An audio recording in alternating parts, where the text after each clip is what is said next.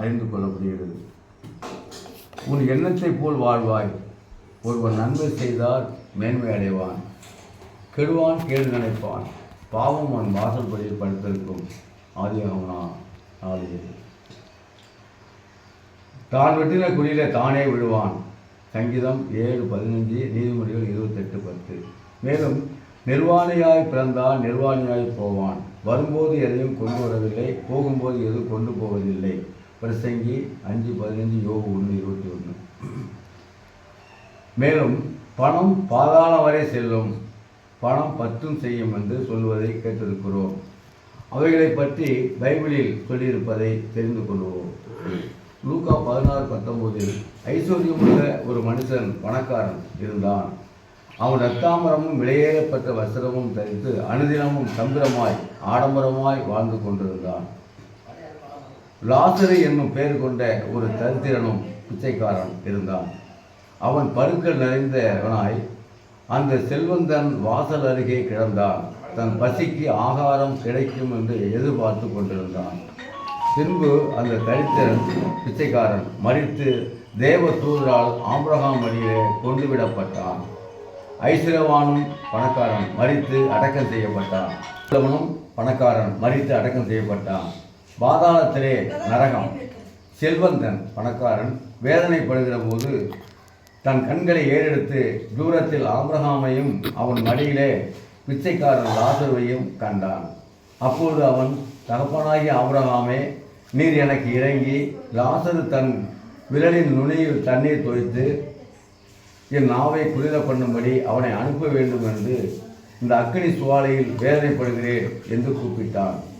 அதற்கு ஆபிரகாம், மகனே, நீ பூமியில் உயிரோடு இருக்கும் காலத்தில் உன் நன்மைகளை சுயநலத்தோடே அனுபவித்தாய். அந்த சுயநலத்தை பிராக்கெட் பண்ணிட்டான், அனுபவித்தாய். லாசருவும் அப்படியே தீமைகளை அனுபவித்தான். அதை நினைத்துக்கொள். இப்பொழுது அவன் தேற்றப்படுகிறான், நீயோ வேதனைப்படுகிறாய். அதுவும் அல்லாமல் இவ்விடத்திலிருந்து உங்களிடத்திற்கு கடந்து வரவும் அவ்விடத்திலிருந்து எங்களிடத்துக்கு கடந்து வரவும் மனதுள்ளவர்களுக்கு கூடாதபடிக்கு எங்களுக்கும் உங்களுக்கும் நடுவே பெரும் பிளப்பு உண்டாக்கப்பட்டிருக்கிறது என்றான். அப்பொழுது அவன், அப்படியானால் தகப்பனே, எனக்கு 5 சகோதரர்கள் உண்டு. அவர்களும் வேதனை உள்ள இந்த இடத்திற்கு நரகம் வராதபடி அவன் லாசரு போய் அவர்களுக்கு சாட்சியாக அறிவிக்கும் பொருட்டு நீர் அவனை என் தகப்பன் வீட்டிற்கு அனுப்ப வேண்டும் என்று வேண்டுகிறேன் என்றான். ஆபிரகாம் அவனை நோக்கி, அவர்களுக்கு மோசேயும் தீர்க்கதரிசிகளும் உண்டு, அவர்களுக்கு அவர்கள் செவி கொடுக்கட்டும் என்றான். பணக்காரன் பிச்சை பாதாள கட்டிடாது, கீழே பத்தும் செய்யும். அந்த ஆபிரகாம் யார்? இந்த ஆபிரகாம் யார்? சுமார் 3000 வருஷங்களுக்கு முன் கூலி வேலை செய்து கொண்டிருந்த ஒரு கூட்டு குடும்பத்தைச் சேர்ந்த அவனை தேவன் அழைத்தார். ஆதியாகமம் 1:12 அழைத்தார். கர்த்தர் ஆபிரகாமை நோக்கி, நீ உன் இனத்தையும் உன் தகப்பனுடைய வீட்டையும் விட்டு புறப்பட்டு நான் உனக்கு காண்பிக்கும் தேசத்துக்கு போ. நான் உன்னை பெரிய ஜாதியாக்கி உன்னை ஆசீர்வதித்து உன் பெயரை பெருமைப்படுத்துவேன். நீ ஆசீர்வாதமாய் இருப்பாய். பூமியில் உள்ள வம்சங்களெல்லாம் உனக்குள் ஆசீர்வதிக்கப்படும் என்றார். அவன் தேவனுடைய வார்த்தையை கேட்டு அதன்படியே நடந்து நீதிமானாய் வாழ்ந்து அவனை பெரிய இனமாக பெருக செய்து மிகப்பெரிய சீமானாய் வாழும்படி ஆசீர்வதித்தார்.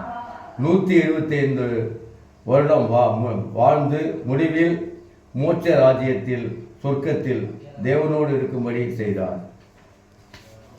10 கட்டளைகளை கொடுத்தார்.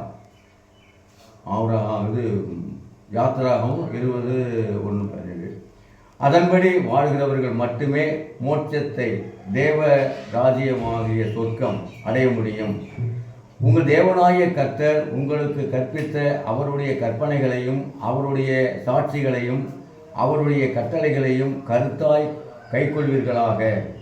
நீ உன் பிள்ளைகளுக்கு கருத்தாய் போதித்து, உபாகமம் 6:17 இதயத்தில் இருக்க கடவது என்றார்.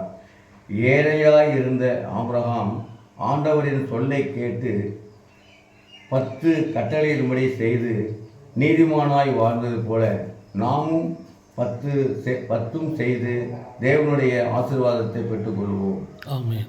ஆமென்.